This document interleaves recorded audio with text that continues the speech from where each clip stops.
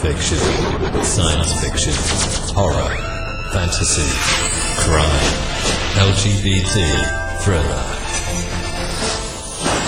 You have now entered the House of Mystery with your hosts, Eric Shapiro, David North Martino, John Copenhaver, and Al Warren. Heard on KCAA 106.5 FM Los Angeles, 102.3 FM Riverside, and 105.0 AM Palm Springs. We've got a guest in that has recently written a book called The Inheritance and Poisoned Fruit of JFK's Assassination. So we'll welcome him now, Christopher Fulton, and welcome to the show. Thank you, Al. Thanks for letting me be on the show. It's my pleasure. So we've covered the JFK inside and out 100 times, and so this is interesting. It's sort of out of the blue.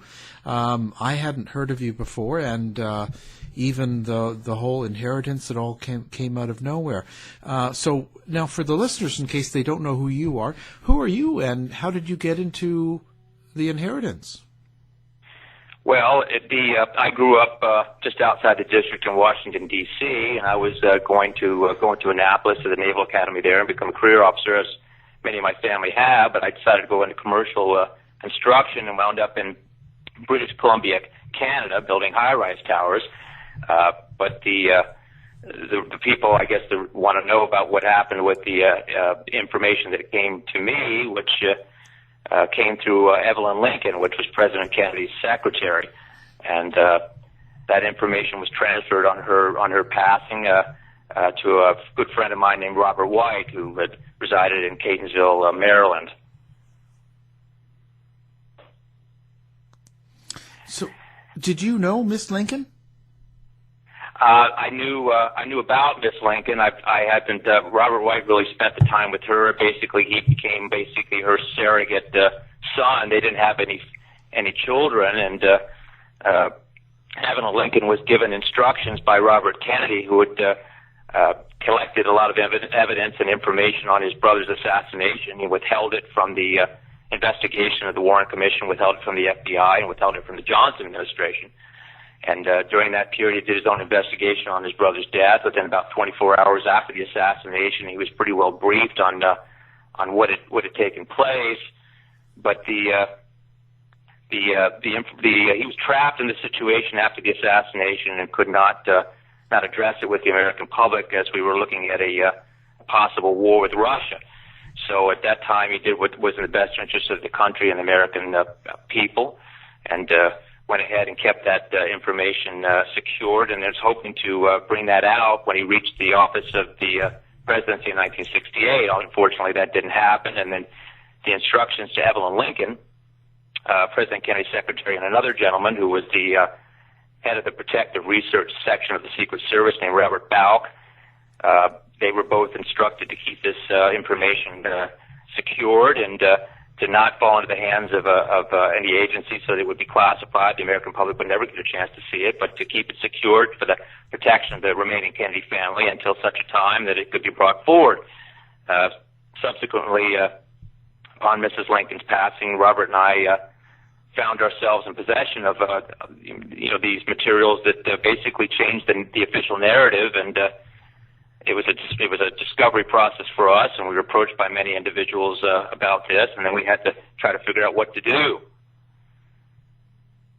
So you didn't know really what it was that was inside this file or this item from Miss Lincoln until after she passed. Well, the information that was retained by Miss Lincoln was a large amount of you're talking about maybe 100,000 documents. You're talking about a lot of personal materials. You're talking about inside correspondence of the president you're talking about Oval Office recordings, which were made in secret, which were put in place by Secret Service Agent Balk. He did that to keep everybody on the record when he was when there was a disagreement over how we were going to resolve things with Russia and Cuba. So in 1962, President Kennedy decided to keep everyone on record and put in secret recordings in the Oval Office and in the conference area, so forth, so he could keep everybody on record and keep this information of world importance on these recordings. So after the assassination, Robert Kennedy was reviewing these recordings and was utilizing this information to keep his control or his handle on the pulse of the American politics and power, so that he could regain the course of his brother. But that didn't happen. So the materials were vast. It wasn't a small folder or something of that nature. It was a vast amount of material. I mean, Mrs. Lincoln was with the president on a daily basis, and other than his brother, was the closest persons to him.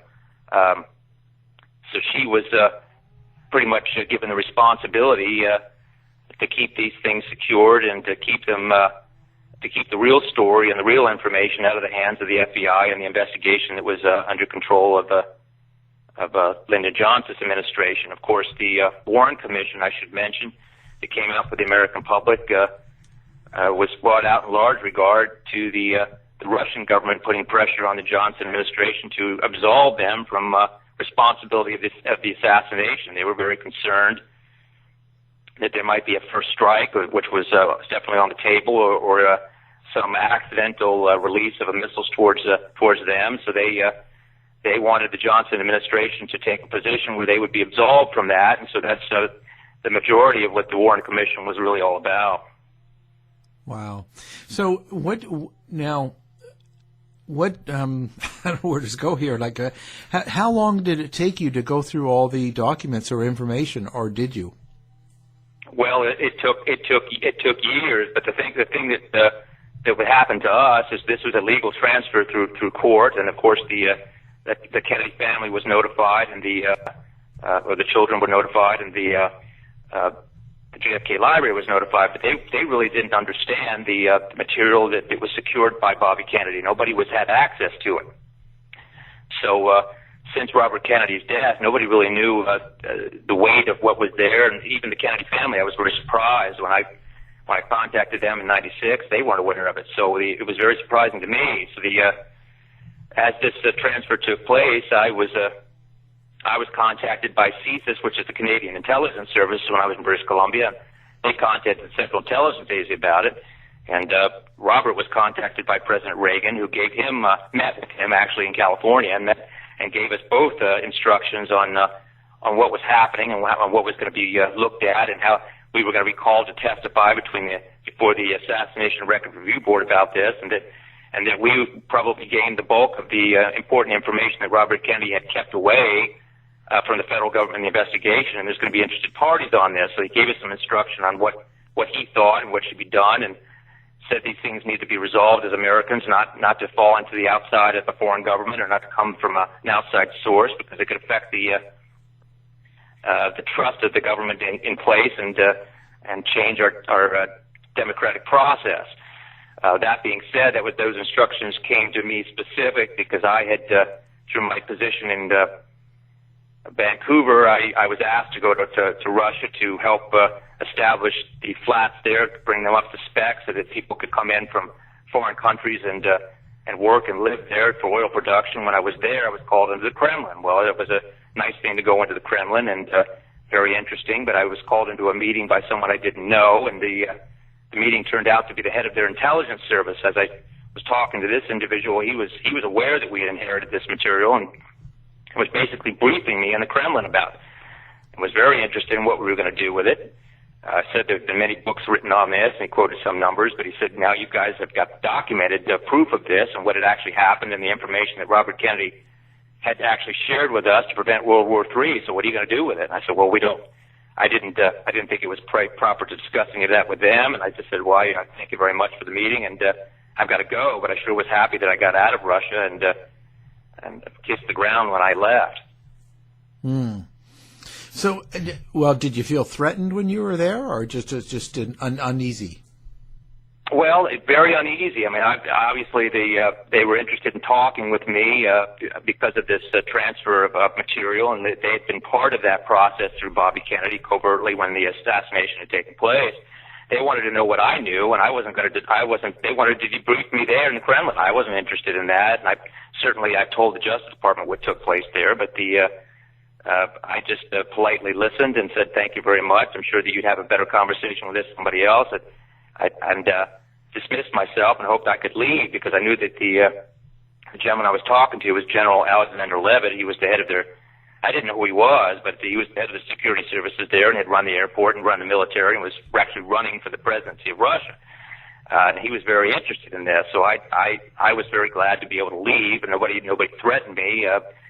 They had offered for me to release this through Russia with no censorship, and said that the U.S. government wouldn't take the same position. And I said again, thank you very much for your conversation, but I think I better go. Well, what was in it, do you think, that they were so concerned about, or what do you think they thought was in it? Well, their concern is they were made out to be the bad guy during the bad people during the Cold War, and as this was building up, and of course.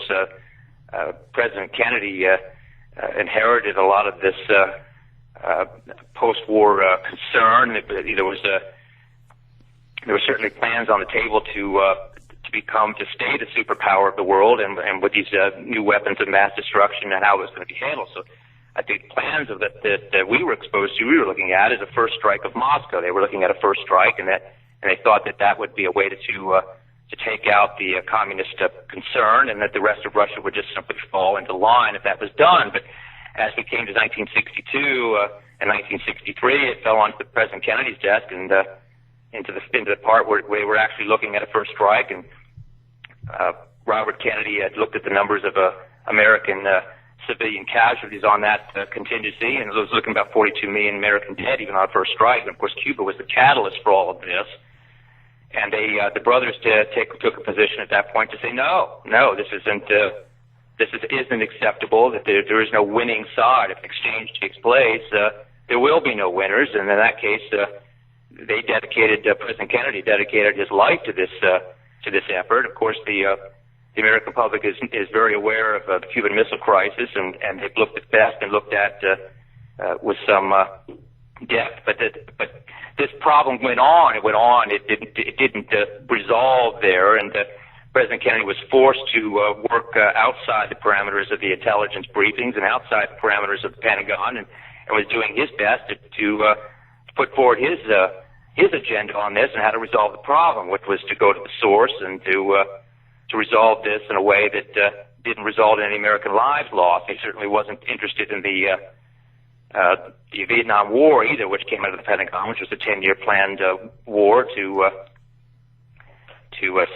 not only stop the spread of communism in Asia, but to put asunder to the Russians that we were weak in any way, that American resolve was weak. If women and children had to be taken out en masse, we would do that. We would show the resolve to the Russians that we had that ability, and we were not to be messed with. Of course, Johnson gave them that war, and President Kennedy was going to pull our advisors back. He thought it was a war they had to fight on their own, and he said on the recordings he was going to be the least popular president in 1964 with his own government. But obviously that didn't happen.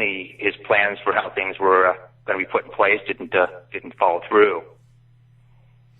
So now, within the papers, have you had a chance to go through most of them, and do you know the bulk of what is in all the documents? Well, I looked at many things. I looked at the raw information from that administration. These things are not censored in any way. They weren't put in through any process of censorship. So we were looking at the raw information out of the White House and the raw information from Robert Kennedy's desk, and it was very heartfelt by both of us. I was the first person to listen to the Oval Office recordings that President Kennedy had made with the individuals involved since Robert Kennedy's assassination. So here I am listening to this one-on-one with the president talking about matters of national concern, the highest national concern, the highest national interest. And I can tell you this, it's extremely moving. I mean, he was a constitutional president doing things in a very different way and working totally on the benefit of the American public. He thought that no American life should be used as pawns, and no American life was to be sacrificed in any way. He was very concerned about the Constitution and the well-being of the American public. So now that you have this, and now that you've got all this, what made you decide to release this now in a book? Well, I didn't want to die with this or leave it to my children. I thought the American people needed to know this information. My name appears on the Assassination Record Review Board's investigation that happened under President Clinton. My name appears there, but there is missing information. There is a box file missing that has to do with myself and Robert White and Evelyn Lincoln and this ongoing process of what had come to a head in about 1998. So I felt that that information did not come out under the release of the National Archives, and politics is on everybody's heart and minds right now in the country. We're not in a very good place, I don't think. I think we've regressed in a lot of ways, and the assassination of President Kennedy and the assassination of Robert Kennedy are pivotal points in history that basically those policy changes and the shift in American power led us to where we are today. Kennedy believed and said that the American people would make good decisions and correct decisions if they were well informed, and I agree with that. And the American public has not been informed on this issue, and I understand the reasons why. After reviewing this material, I do see very clearly even Robert Kennedy was trapped in this, and he had to co-agree, as it were, to keep us out of harm's way and out of war. But my father had filmed President Kennedy's inaugural speech, a very cold day in Washington, and for the general contractors of America, and then President Kennedy had asked what you can do for your country, and this is writing this book is what I could do for my country. Now, in the information in here, what are people going to get from this the most? Well, I believe that the most they're going to understand from it is the fact that this was an ongoing concern for the government, that enough mud has been put on mud that they still are, the Justice Department and the other agencies, the Security Oversight Office got involved with us in 1998 and basically stated that both Robert White and myself had national security information had to be dealt with. Robert White got the subpoena from the Justice Department to testify.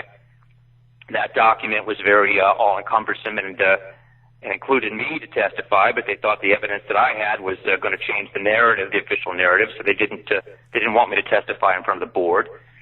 So they brought me in under a sealed warrant and indictment under a national security ticket, and I was put through that processing. Now, I was also interrogated in secret, which is sealed, in front of the Justice Department and the intelligence services on this, so that they would get up to speed and understand who was involved and who had been contacted and who I might be working for and what the agenda would be. But nobody knows about any of that. The evidence that that I possessed basically was I had the closest physical evidence to President Kennedy's head wounds. It was in the car in Dallas, and this was integral physical evidence that Robert Kennedy had used to prevent World War III, to show that the official story that came out about this wasn't correct, and that it showed complicity in the Secret Service and different individuals, including Lyndon Johnson. So Robert Kennedy was made very complicit in all this in order to preserve world peace, and I commend him on that. I can't see where he had any other choice than to do what he did, but personally, this must have been extremely excruciating and difficult decisions for him to make. So, okay. So now, so what exactly is your theory from the information of coming like this? What do you think happened to JFK? Well, President Kennedy, like I say, he was making a lot of decisions that were different than what they expect him to do. When he came in 1960, Johnson had come in on the ticket, and Johnson was there to protect the interests of certain factions, including some of the organized crime that was in the country and other things. And then in '62 and '63, President Kennedy had changed direction. One instance of that is he was promised by the Central Intelligence Agency that when the Bay of Pigs was going to happen, that the Central Intelligence Agency came in, so we promised we're going to take Castro out. We're going to make sure that's done from the inside. Once he falls, the popular uprising will take place. We don't need a large landing force here, and this will happen in a way that we planned it to happen. Well, President Kennedy stood behind that and they put forth a small landing force to handle this. We were wiped out, and of course Castro didn't fall, so he didn't trust the CIA after that, and there was a falling out between the administration and the Central Intelligence Agency and the Pentagon. So that's when Kennedy really took it to heart to record everything and start working outside the parameters of the normal office of the president. And they were very upset by that, but going around that system, but it was working. But there were plans on the table to push President Kennedy into a corner, to invade Cuba, and continue that process even after the Bay of Pigs. And President Kennedy was very aware that that it may be a false flag operation that put him in a position with the American people that he had no choice but to follow through with that. But he knew that would be a mistake, so he's trying to do everything he could to avoid that. At the same time, have it handled so that we didn't go to a nuke exchange, which was ultimately the idea of a lot of people in the Pentagon. Thought that was the way that was ultimately going to happen, and we should do it while the gap was heavily in our favor. So, what's the biggest secret involved in this that hasn't really been out? Well, I mean, there's a lot of information that hasn't been out. I think the American public is. Of course, the official government position on this isn't. The Warren Commission is not correct. The Warren Commission was done for purpose and for reason. I don't think that people understand what Bobby Kennedy was facing immediately after the assassination. He certainly didn't trust the CIA. He was trying to weed out the bad elements of that when it was happening, and the FBI was the same sort of problem. He didn't have a good relationship with Hoover, but he called the U.S. Marshal Service. There was 100 marshals, I believe, that was available to him, and they all volunteered to come protect him after that had happened at Hickory Hill. But there's just too much information to cover under a one sentence or paragraph topic that I think it really needs to be addressed over an overall view so that people can get a very clear picture of what was happening. So there was quite a few people involved and quite a different aspect to this than just something straightforward. Is there anything to mention about Oswald in any of the documents? Oswald, well, there certainly was, and Oswald has been looked at in history in a very wrong way. He's been written up very incorrectly. Oswald was a very intelligent young man and was a very determined young man to make a difference in the world. Of course, he made a difference in a way that he didn't expect, and it didn't go the right way. But he touched a lot of factions that were was one of the reasons why he was people so interested to utilize him. And of course, a lot of the information that you're seeing in Oswald's files that people rely on to gain information when they're looking into this isn't correct. The information was placed there for specific agendas that he was being utilized for during that period of time. So as you're looking at this, you're not getting the correct picture of Oswald, and that's a sad story in itself. And hopefully maybe that could be corrected at some point. But well, was he part of CIA? Question, yes. What do you think? Oswald was part of the CIA or any of those? What's your thoughts on him? Well, I can only say what I've witnessed or seen or read. I mean, I'll tell you this, and he was definitely an informant through the FBI, and he was giving information to the FBI, and that information was coming in as a coded number, and so that nobody could identify who he was, and that coded number was recognized in Robert Kennedy's office. So maybe I'll just leave it there. But he provided information that was good. He had provided information previously that was good, and I think he was operating and being asked to operate for agenda, and the agenda turned on him. So he was a perfect patsy for the situation in Dallas. He wasn't involved as people know him to be involved, and the history should correct that.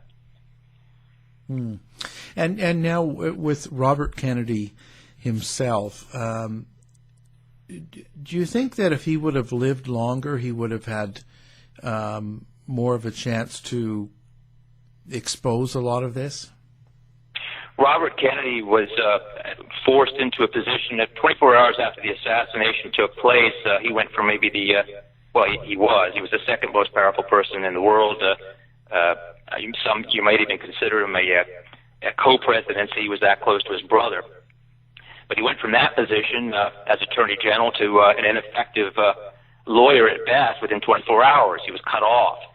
And people don't realize how extreme that was of a reversal. And he was trying to figure out how to address this. Now, if he'd taken his time to go a different direction, things might have gone very badly. First of all, he had to determine whether who was involved in the assassination and what kind of implications that had for the world. Once he figured that out, he could direct his attention to absolving the Russian government, who was ready to have an exchange with us and give them assurances that he would not pursue anything that would lead down that path, and he would do everything he could to make sure that wasn't going to be a problem. Next, he had to sign agreements very orchestrated carefully that stated that he would not be testifying in any way about this. He would not be testifying in front of the Warrant Commission about this, and that he was not aware or had possession of any evidence that would change the position. Well, that wasn't necessarily correct, but he was very clever in how he did all of that. But his intention, once he got, he gained becoming a senator from New York, but his intention was once he got to the White House, once he made that decision, he had agreements with Johnson, and Johnson would not accept the second nomination or for his ticket. Decided he would not run against Bobby Kennedy. They had discussed this, and he went ahead and with that, but he made a speech at a university, and someone asked him a question, caught him off guard, caught him in an emotional moment, and he had said that he would open up the files and the Warren Commission information when it was appropriate. Now, that was a bad mistake to make that public statement, but it cost him greatly. But his intention was to release this information or talk about this and have his official investigation done on and showing what he was aware of when he reached the office of the President of the United States. So another key member mentioned in a lot of theories on JFK was Johnson himself. Is there any determination or any sort of indication of how Johnson was involved or how his relationship with Bobby Kennedy was after the assassination? Well, Bobby Kennedy was going to bury Johnson. There was no doubt about that. He was not going to be on the 64 ticket. Johnson was trying to get his concerns or problems that he had over defense contracting and his sticky fingers involving, and he put the Kennedy's fingers in that, and they had to be careful how they dealt with that. But he certainly was going to be on his way out. But Johnson had made arrangements to give the okay that he would okay the Vietnam conflict, that would be on the table, and certainly that would be a big help in resolving the tension between the Soviet Union and the United States, and then with Cuba and giving his thumbs up on a lot of different things. So he on that day he'd even made given some orders that made sure that it wasn't a false flag attempt on the president to push him in, that he was going to be taken out that afternoon. So Johnson was well aware of the situation. So how did their relationship go then after? Did Kennedy and Bobby Kennedy and Johnson not have a good relationship? To the public, obviously, what you saw was a close relationship. President Johnson made sure he kept very close with Robert Kennedy and Jacqueline Kennedy. He wanted to make sure that the American public understood that there was a transfer of power, that it seemed to be a legitimate transfer of power. He, in calling Jacqueline Kennedy up to the front of the plane when he was sworn in, that was all orchestrated to make sure the American people seemed that this was a legitimate transfer. But behind the scenes, there was a lot of hatred and venom here. And I can only imagine what that must have felt like. But Jacqueline Kennedy, for example, had talked with other heads of state about this, one of them being France, and had private investigation, their intelligence services, do an investigation on this. Their intelligence services came back with the determination that President Johnson was involved directly, and of course Robert Kennedy had notified the Russians that President Johnson had been involved and showed them evidence to that fact, which was in my possession, of why and how he was. So the government of France, once they notified Jacqueline Kennedy of this, it said, well, listen, we'll cut off diplomatic relations with the United States. We don't want to be any part of the Johnson administration. We'll support and back you. And if Robert Kennedy wants to take power and expose this and change the power structure, that we'll stand behind it. But Lyndon Johnson had notified that the government of France that we will take war reparations and we'll go across France and dig up all our American soldiers and cause them all kinds of problems. And of course, France had to back down. But the Johnson administration, was holding on very carefully to the fact that and pushing the buttons on the World War III issue so they could hold the power and continue to do so. And then, of course, as it came in with President Nixon, that he was approved by Johnson to make sure that his administration would not be diminished or be put into an illegal category or smeared in any way. And that was an agreement that was put in place before Nixon had reached the White House. What kind of relationship did the personal secretary Lincoln and Bobby Kennedy have? Like, were they fairly close? Was she close with the rest of the family? She was close with John F. Kennedy. She had been with him as a senator for many, many years. I think she was with him for 12 years. But she was very, very close with him, and so that because of that trust and that bond. Bobby Kennedy assumed that was someone that he would trust and someone that he would. But Bobby Kennedy was actually a little bit, if you want to know the truth and what I've read and what I've looked at, a little bit intimidated of Evelyn Lincoln. I'm not exactly sure why, but as this progressed, Evelyn Lincoln was scared to death after the assassination. She was terrified that when Johnson had come into the office, didn't know what was going to happen, and she was scared. She had overheard. Through her husband, he had overheard the agents discussing him being shot at Dallas. This was in Washington before he left on the Texas trip, and she informed him. She said, "Listen, this has been discussed. He's going to be shot at." He said, "I'm aware of that. I understand that, and don't worry, my information is good, and that they can get me anywhere they want." He was, President Kennedy was extremely brave about all this. I mean, he took this on as a personal. The most important thing in his life. It wasn't simply just being a president of the United States and peacetime. He was looking at this as whether the survival of the world was going to continue, if we were going to have freedom or we're not going to have freedom, or how this was going to work, and took this on as a personal issue. That if he had to sacrifice his life for this, that's exactly what he was going to do, and that's exactly what he did. Now, what in this book can you say actually describes how what's happened is shaping our world today and perhaps the future in government? Oh my God! If you listen to the recordings, the things that the president is talking about, from everything, including using over leverage of a national security ticket to hide agendas or to hide. Political gain, or people not having the interest of the American public in mind anymore, that this thing would go on into its own entity. I mean, everything the man says has come to fruition. We're living it. We're here. And so the words ring as clear as day if they were spoken yesterday instead of 1962 or 63. He was even ahead of the intelligence services. I was just amazed the people that he was involved speaking with knew things in advance of what history says that he was briefed on. So I'm listening to this and saying, my God, the man was aware of that there were missiles in Cuba before he was supposedly briefed by the Central Intelligence Agency that they were there. The man was working outside the parameters of that to give him a clearer picture of the world and a way to really to work it for the betterment of the United States and the people of the United States. At the time that Kennedy was assassinated, he had, I believe, a reporter or someone of that ilk talking with Castro to try to get his cooperation, gain his cooperation, and the UN inspections and all that sort of thing, so that they could have a peaceful resolve to this. That was the same day that Kennedy was killed. But of course, they had a backup plan that wasn't as pleasant, and there was a 9-day countdown to this resolve when he went to Dallas, and the American people don't know anything about that.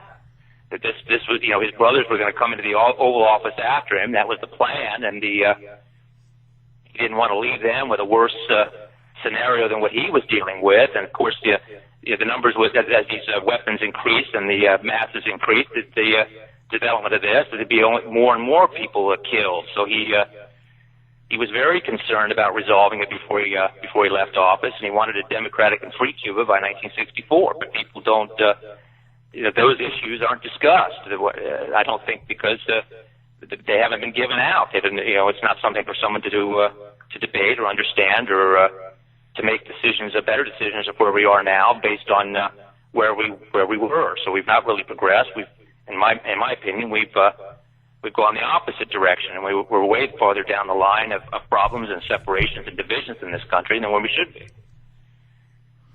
Wow. So is there anything in the book that you see or in the information that you saw that you think would rectify and help us get more on a right direction? If we can't openly discuss who we are as Americans and where the country's been and where we're going, we're left with this hole or this divide that doesn't give us any foundation to work from. And I think those assassinations are still a gaping wound in this country. And you got to ask yourself, my God, if you watch a History Channel program, or you and I are talking about this right now, or we had a certain feeling of moving in the right direction, or a certain feeling of being proud as Americans and what we were doing and what was going on, and we lost that. So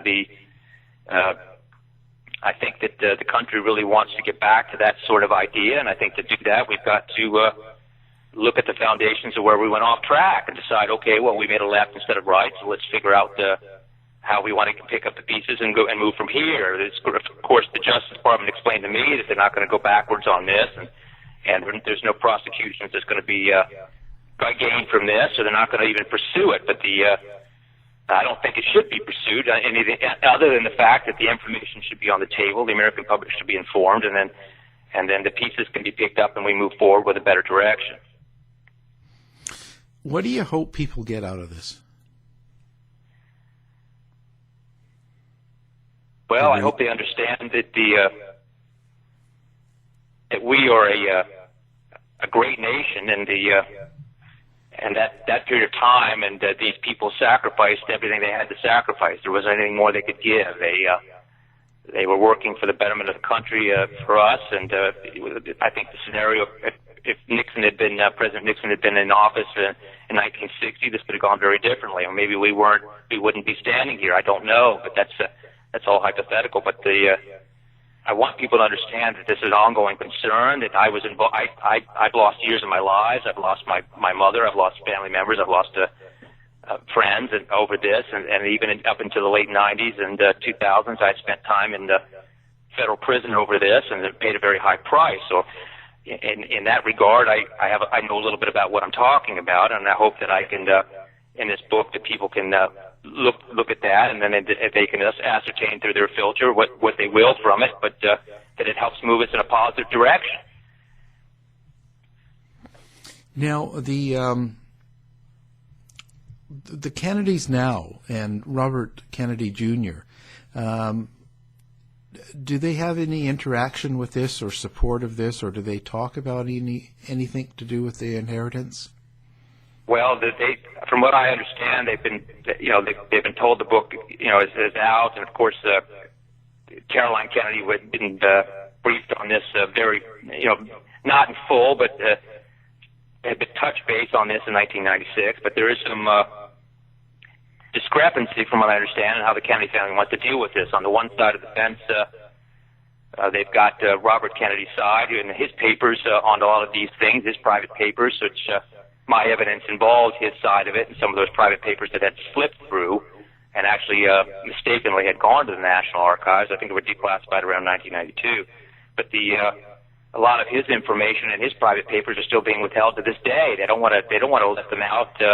His widow doesn't want to let them out arbitrarily until something is decided. But the family is split on this issue and how they want to handle it. And I don't know all the parameters of their connections or who. But they paid a tremendous price, and I have to respect that idea. But I also have to balance this line out of what I think the American people should understand and know versus the privacy and the respect for the Kennedy family. Was there something that you found in the papers that people might be really shocked about? Was there some sort of something that has been in general thought in the public, and the papers actually turned out to be completely false? Well, I mean, I can think of quite a lot of things, but one of the things that just came to my mind was some of the letters I've seen between President Kennedy and his wife just before Dallas. I mean, a lot of people say that relationship didn't have any love in it, but I can tell you that after reading one of the letters that they had talked about having continuing on with the family, that they did love each other, and what happened in Dallas was a extremely shocking and tragic thing for Jacqueline Kennedy. I can't imagine the loneliness.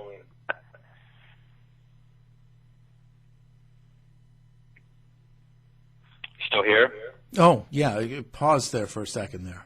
Yeah, I'm sorry. There's I just need to be an incoming call, so I don't know how that works on this, but I can only imagine that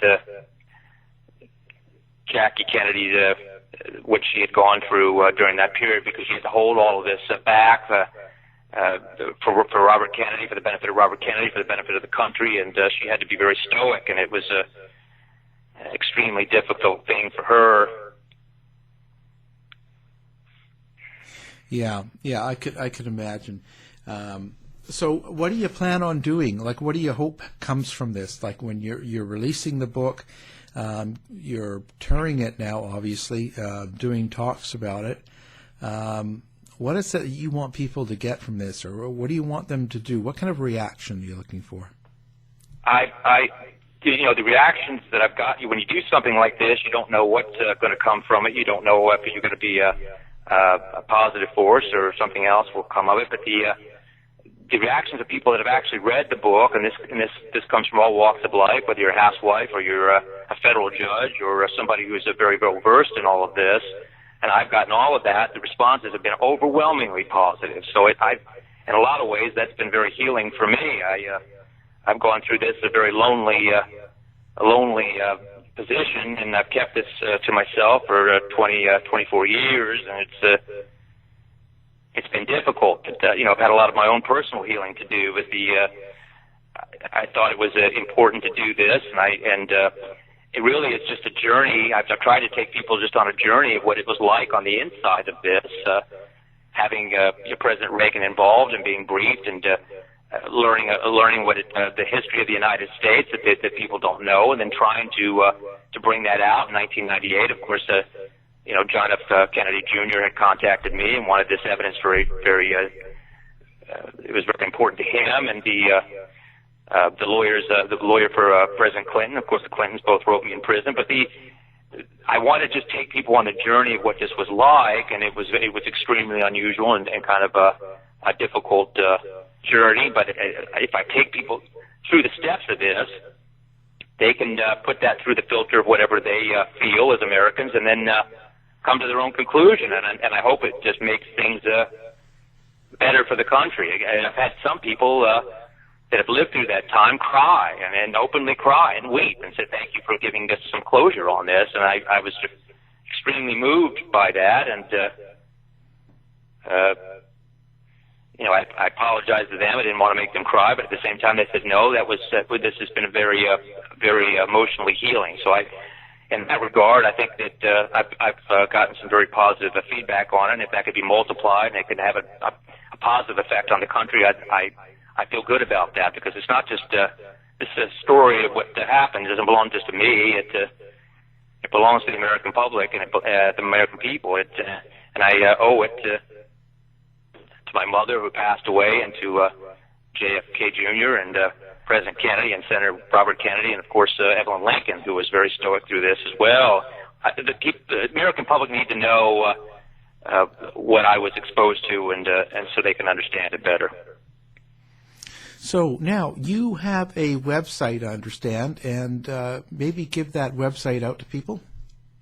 Yeah, the website is cmfulton.com. So that's cmfulton, FULTON.com. And if they go to the website, they can see commentary by different individuals. It gives you a little better feel for what the experience of the book may be like. And there's a short video on there that explains some of it, and they can see if that's something that interests them, or maybe somebody they know that might be interested. So I recommend that you check that out. And the book is on sale now, I believe, right? It's out? The book comes out November 22nd. There's been pre-sales. It is available on Amazon and Barnes & Noble and other, but there's also a e-book that I think is through Sony and Apple, and so it is readily out there, but the release of this officially is the 22nd, coming up here at the anniversary. And that's called The Inheritance. The Inheritance, poison fruit of JFK's assassination. Fantastic. So now we will have this on our website as well. All the radio stations that pick it up and play will have this, so you can go to look for Chris Fulton, and you'll see him under the guest list. You'll see a picture of the book. Just one click, it take you to his website or to his books, and help yourself.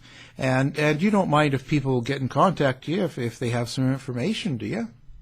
No, that's perfectly fine. And I'd like to thank you for having me on today, and I appreciate that. Oh, it's my pleasure. Again, our guest has been Christopher Fulton, and we've been talking about The Inheritance, and that's Poisoned Fruit of JFK's Assassination. And the book will be on sale in 2 days. Again, thank you. Thank you very much, Al. To find out more about our show, guests, or to listen to past shows from our archive, please go to www.houseofmysteryradio.com. Show's over for now. Was it as good for you as it was for me? Well, good night. This has been a production of Something Weird Media. I'll be back.